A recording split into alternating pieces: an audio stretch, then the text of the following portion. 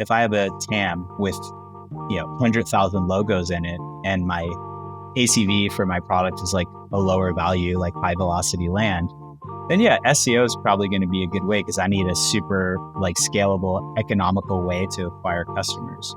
That's not what I'm faced with at Freshpaint. I've got about 3,000 enterprise healthcare providers. If you're wondering if that's big or small, that's really small. Like that's not a huge logo TAM.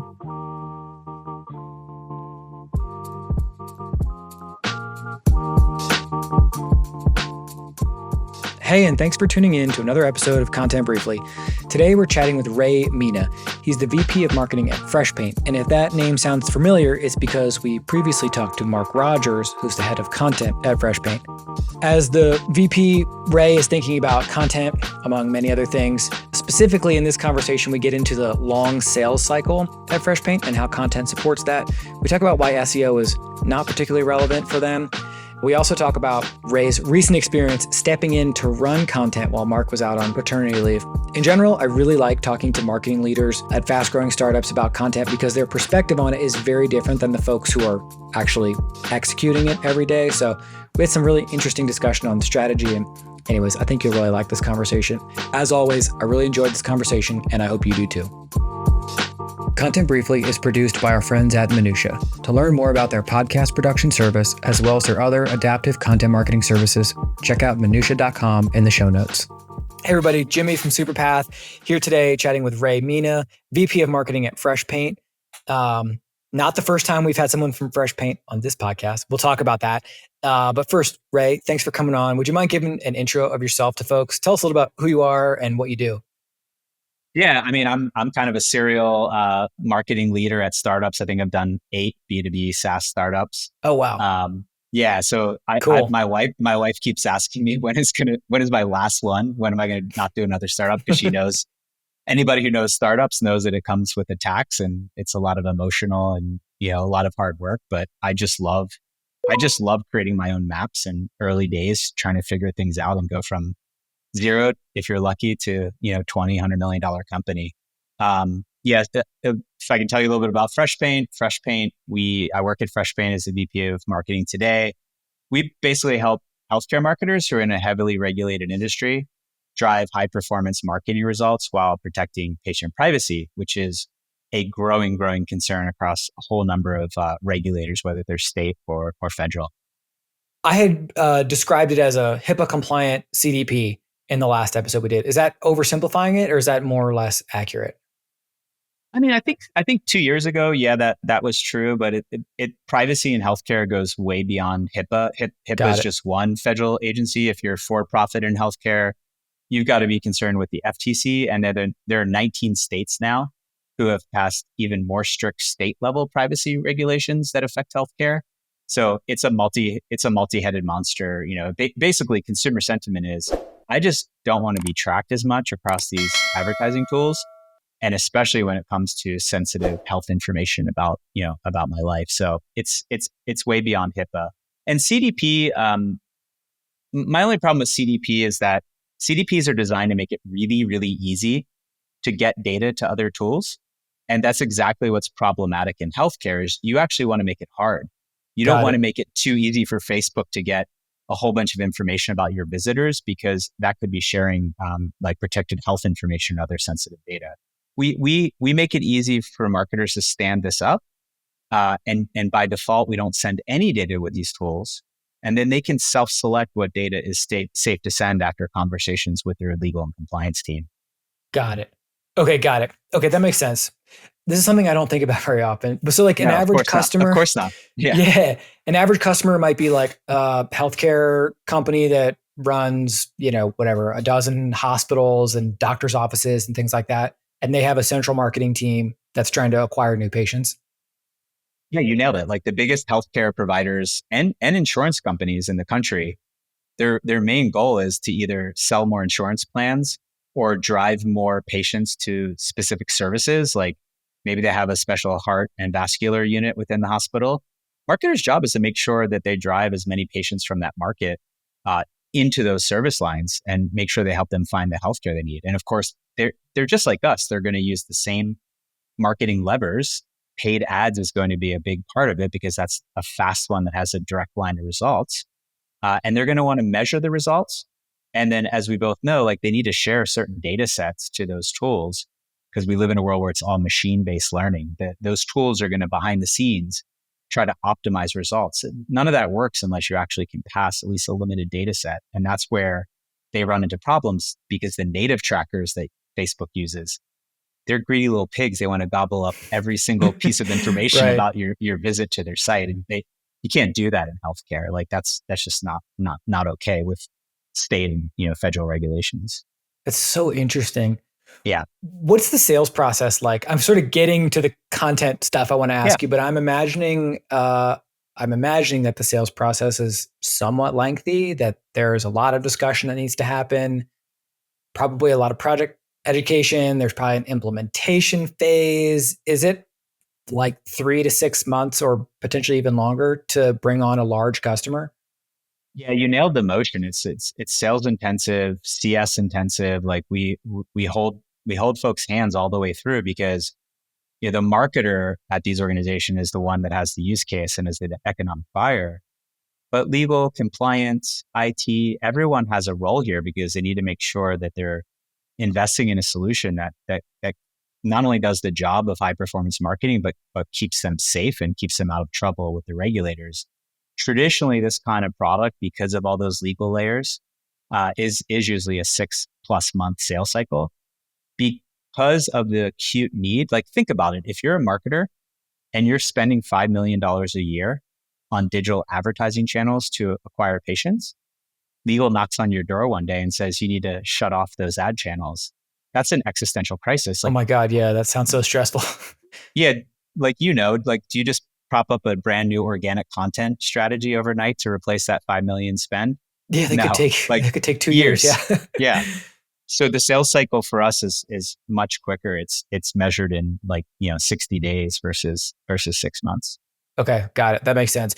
I'm always fascinated to talk about where content fits into longer sales cycles because it tends not to just be like, let's do some keyword research and see how many people we can get on the site and try to convert 2% of those. And like, if we do that, we win. Like it's much more, it's complex. It's nuanced. It's also like, you have to understand the customer in a way that for maybe like a PLG style company. Yeah.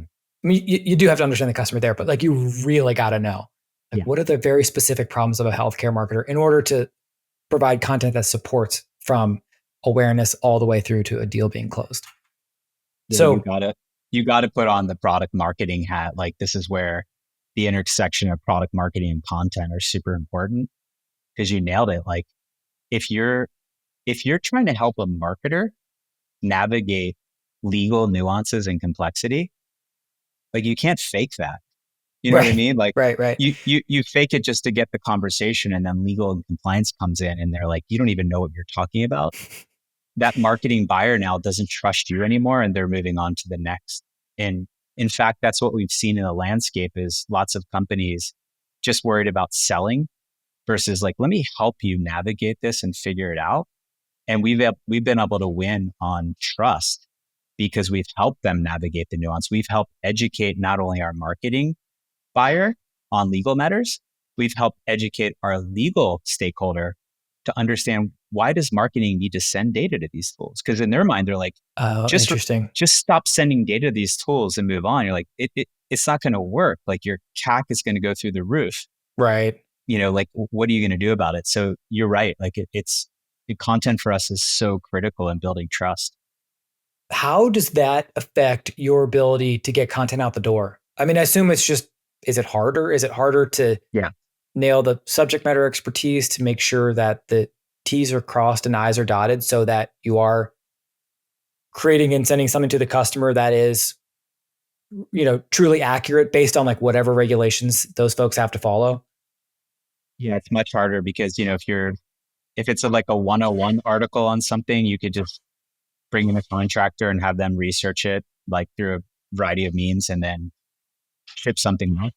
What we're trying to do is we're trying to present a worldview, but a worldview after we've distilled like nuanced legalese and try to like put it in a format that marketers can understand. And then on the other end, we're trying to go to legal experts who have not spent any time thinking about ad tech. They're thinking about like privacy as it relates to what's happening on site at a hospital. They're not really thinking about web trackers or pixels on a website. So we got to do that on the other side as well. So it takes a lot of research, a little bit of risk, because you got to be super authoritative, and that pulls out insecurities when you're not a legal expert. And you're like, oh man, like, am I right about this?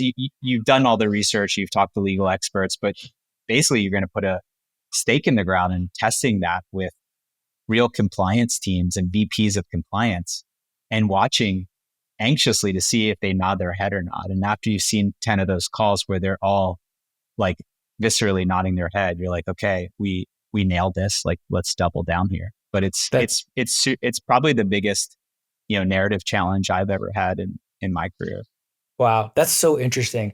So going back probably a year, maybe even longer than that, you put out a job ad to hire a head of content. I still think it was the most trafficked job ad that's ever been on the Superpath website.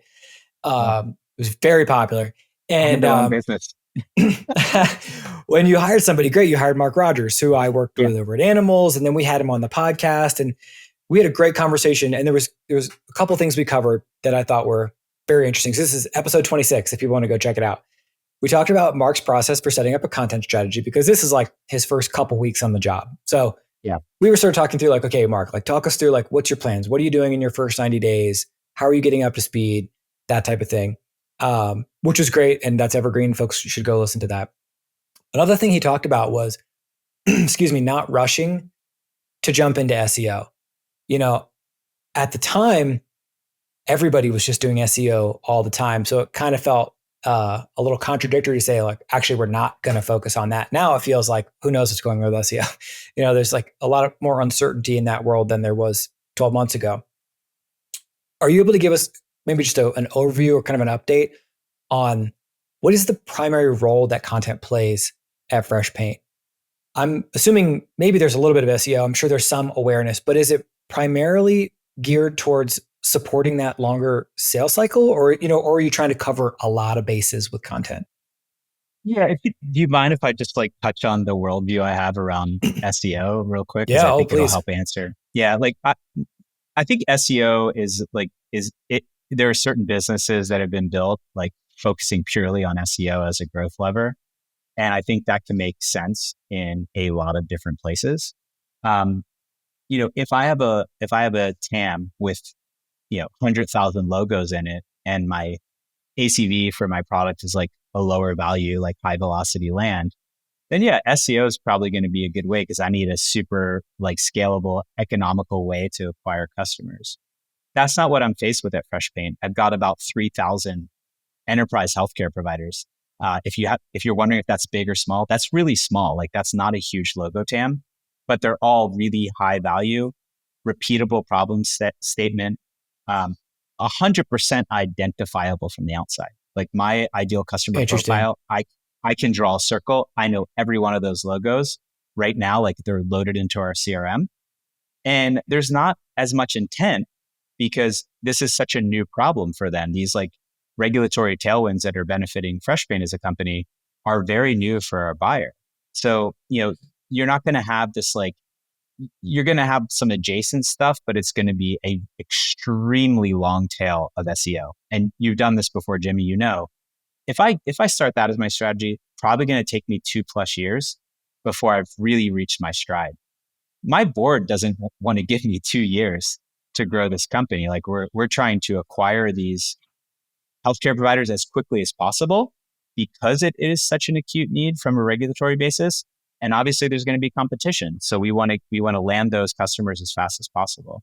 So in that context, like going out to those logos, going outbound, with the story, not just with sales, with marketing, going outbound with a story, with a narrative, is the way that we believe that we can reach that market faster. And to prove that concept, when you met with Mark, we were roughly a $1 to $2 million company. We're a $14 million company. Oh, wow. A little bit over a year later. Yeah, it was not that long ago. Yeah. So the thesis of like building a narrative that goes outbound is going to help us drive like really, really fast results over this long term strategy of SEO has played out. Like it's actually worked. Does that mean I'll forever stay away from SEO? Absolutely not. Like eventually, you have enough resources, you have enough time, and you can do and, then you start to layer these things in. But that was not the choice when I had Mark, the year ago. Yeah. Makes a ton of sense. This is actually why I love talking to marketing leaders, because, usually we talk to content folks, and if there's a content lead, that means somebody higher in the company already decided that content is an important growth lever. Hired this person. Now they're thinking about content. You're thinking a couple steps further back. You're thinking, okay, where does content, I got to grow this company. Like my charter is grow the business. What are my tools? Yeah. What's my runway? Yeah. What are my resources like? And then you have to think very carefully about where content fits in. And I think that some of the breakdown that happens between marketing leaders and content teams is the content folks have forgotten about that part. You know what I mean? They're very focused maybe on the craft of content, on the calendar and getting things out the door and the quality, which is important and all that stuff. But the thing that I think maybe gets lost is that this is one lever. There are others, and each has to line up to a very specific business objective, or it's not worth doing. Right? That's right. What are your other levers that you're thinking about right now? Like you mentioned outbound. Are there a couple others that are, you/the team are actively working on? Yeah. And I think because content is so important to your audience, like content is a driver for all of these things. So a big channel for us, like a lot of healthcare. And again, this is where you have to be really careful, whether you're a marketing leader or a content leader, of coming with playbooks. You have to really understand your market, your ICP, your persona. Like what's the situational like moment for you? What we found very early was like, oh, wow, our healthcare marketing teams actually don't have a high sophistication in high performance digital advertising. So they go externally to agencies that are really, really good at this. And there's a whole bunch of marketing agencies that specialize in helping these healthcare brands. Oh, interesting. So we learned about a few of those. We started going out to test the waters and realized, wait a second, they have an existential crisis as well. Because if that marketing leader who's spending $5 million a year and you're managing that, most of these agencies get paid a percentage of ad spend. If they come to you and threaten to throttle that at all because of privacy concerns or because their legal team told them to stop using Facebook, that is a direct impact to the bottom line of that agency. So we went pretty aggressively to partner with thought leadership, with relationship building with those agencies. And about half of our business now comes from our marketing agency partnership. So that's been a really, really big driver. I also I guess content, I feel like I hear people say content and then it's like SEO or an ebook. I feel like it's so siloed. I think of content as in-person events. Like if we have speaking opportunities at a conference that's really specific to our persona and our market, I think of, oh, wow, there's this updated guidance in the market that's confused the shit out of everybody. I think of doing a webinar that gets a subject matter expert, like a lawyer who has 10 years experience here, and have like a quick interview like we're doing to help them get to the nuance of that. I think of all of that as content. And those are really big drivers for us of educating our buyer. And very quickly after that, because of the nature of the problem they're facing, they want to continue talking to us to get more into the nuance. And we're so adjacent to it that a lot of times that just organically turns into a product conversation. That's so interesting. That's I haven't heard content described the way that you just did it, but it makes a ton of sense, especially from your perspective as the VP. How do you think about the measurement of all of this? And I find, that there's kind of two camps on this. Like there's kind of the believers, there's the believers, and it's like, it's the self-fulfilling prophecy. It's like, if you believe content will work, it probably will, because you'll put in the appropriate effort to understand the customer and provide them with what they need. And then, it all plays out like you want it to. And then there's the skeptics who are just like, I just need data. You have to prove to me with data. And it gets very muddy when you start trying to do that, especially if you're going to expand the definition of content into events and webinars and other things. So anyways, it wouldn't surprise me if you could talk about reporting for hours, because it's probably something you think about a lot. But is there like could you maybe just, is there like a kind of like a succinct way to talk through how you think about keeping track of all this stuff? Yeah, for sure. I will give one piece of advice to everybody that's in content marketing. Stress test your marketing leader if they've got your back. Like, are they influential enough within the leadership team and the board to sell? Because marketing is all about selling a story, and that's internally as well. If they're not good at that, and you feel like put up your radar, because that's where a lot of this starts. Like, I do a lot of work to make it clear, not just our founders, but our board and our investors understand what we're doing. Like, maybe I oversell, maybe I annoy people by telling the same story over and over again, but I make it crystal clear how this growth engine is working and make sure they understand how vital content is a part of it. As much as like in my board slides, if we've done a great webinar, we've done something that's content driven, that stuff gets linked to in my board slides. And I make sure to talk about it because they need to know firsthand how's the sausage being made. Yeah.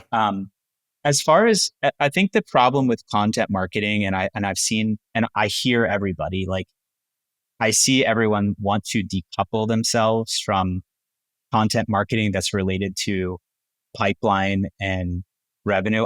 That's not fair. They don't want to do that, but they're making the argument, I got to do stuff that I can't really measure. Like, it's going to be hard if I can't. That is true, but you have to start by like proving your value. And so you want to make sure you get as close to demand gen as possible, because demand gen is the closest thing to ARR that's not sales, right? Like, if Freshpaint, 100% of our ARR comes from pipeline. So I can say with a straight face that the company's growth has been driven by the direct collaboration of pipeline from marketing to sales. And then sales does like great work to close that out. So if I'm a content leader, like, the very first place I'm starting, and this is where Mark and I put a lot of energy, is let's fuel the demand gen team. Let's fuel the partnership team. What are the tools that they need to drive campaigns that drive pipeline? Because now, Mark, I can attach you to that result. So, we did this webinar that's sponsored with Becker's, which is a leader in healthcare. And we had over 200 attendees to listen to this legal subject matter expertise. And I can draw a line to the number of sales conversations and pipeline that webinar is directly generated. That's incredibly valuable awesome content that we can be proud of. That's like directly connected to revenue. Now, can I measure all the downstream benefits, the word of mouth, the stuff that's not measurable? No, I trust that that's going to be there. But I've got a bright line that says, hey, what Mark is doing is driving the growth of the business. So I always start there and make sure that I can try to get content as close to the revenue as possible, which buys me the runway to go do Freshpaint 5 newsletter, where I'm never gonna be able to draw a dotted line. Did this thing like get a deal for sales? But we know that it's going to give that worldview and get people nodding their heads at our worldview out there, which is immeasurably valuable. Yeah, I love that. I'm just gonna like flag that for people listening. Like, do something you know is going to work and you can measure, buy the trust, and then do your experiments later. But you can't come in and start telling a marketing leader, okay, we'll have this great concept. It's going to be, exciting. All this creative energy is going to go into it. And I have absolutely no idea if it's going to work or how we're going to find out if it did or not. I mean, Jimmy, what do you think when founders, like, I've been hired by 8 first-time founders through, 8 different startups. When they hire me, what do you think that they expect? They don't expect me to redo the website. They expect me to grow their ARR by 4x in the first year, and then 2x after that. So where do I start? I got to start with putting the motions in place that are going to create that repeatable opportunity to do that. And then I'm going to start thinking about the future. Like, how do I stand up the brand? How do I do those things? But I'm going to shore up the runway that my team needs so that we have time to do that other stuff. People are constantly making the argument of like, yeah, but I need to build brand. I need to create a category for, like, sure. But like, why don't you just take care of business first and prove your value. And then you're going to have a ton of runway to do a lot of these other things. And while revenue is growing, people are not going to question or like micromanage all these other things that your team is doing. Yeah, totally. Stay close to the money. Yeah. I did want to ask you at least briefly about, so Mark, your head of content, he was out on paternity leave and you took over content for a little while. And I'm just curious what that experience was like. Hiring, man. Yeah. Hiring. It was, Mark came back last week and if he's listening to this, he's probably like, man, I came back and Ray just like did a 2-hour call with me and I haven't talked to him since. It wasn't that extreme, but I was super glad because I've got obviously a whole bunch of other initiatives that aren't content that I need to drive. Yeah. But like there's a lot of options when I knew he was going to go out for 3 months. One of those was like, maybe we just hire another person and then keep that person on. Maybe we hire a bunch of freelancers. We did bring one freelancer in who did great work for us. But I decided I needed to own it because once again, as I said at the top, the narrative, content is not an afterthought or like a nice to have for us. It is the center of our narrative, educating, our market. And so I needed to just continue to make sure that was being done. And here's the story. Like, I'm glad I did that because during that time, there was a major court ruling that impacted the HIPAA guidance around some of the things we just talked about. So you got to be on that. And it was super confusing. People were like internally at Freshpaint, our customers externally, people didn't understand what it meant. So I literally had to drop everything on a Monday. And I got on the phone with lawyers and judges and just people who know a lot more about this stuff than I did and spent like 6 hours, like heads down, like everything else was burning. And we came out with an incredible piece and it was all worth it because the entire market, our customers, our prospects are like, thank God you explained this to us. Like people were like waiting for the Freshpaint 5 newsletter to like, for us to have an answer to this. So that matters, man. That like drives our growth. And guess what? That this past quarter where there was this moment of uncertainty about what does this mean about the guidance, we had our largest quarter of ARR growth ever in the company. Amazing. So good stress test. Yeah, that's really cool. We'll have to have Mark back on sometime. I would love to, just kind of dive back into like some of the really nitty gritty of like, you got to write a blog post. How do you do it with some of the constraints you're working with, the compliance, all that stuff. So I'll hit him up now that he's back. Ray, thank you so much for your time. I would strongly encourage people go to the Freshpaint website. Now that you've heard Ray describe what the marketing efforts are like, go see it in action and check out the Freshpaint 5. That's a newsletter.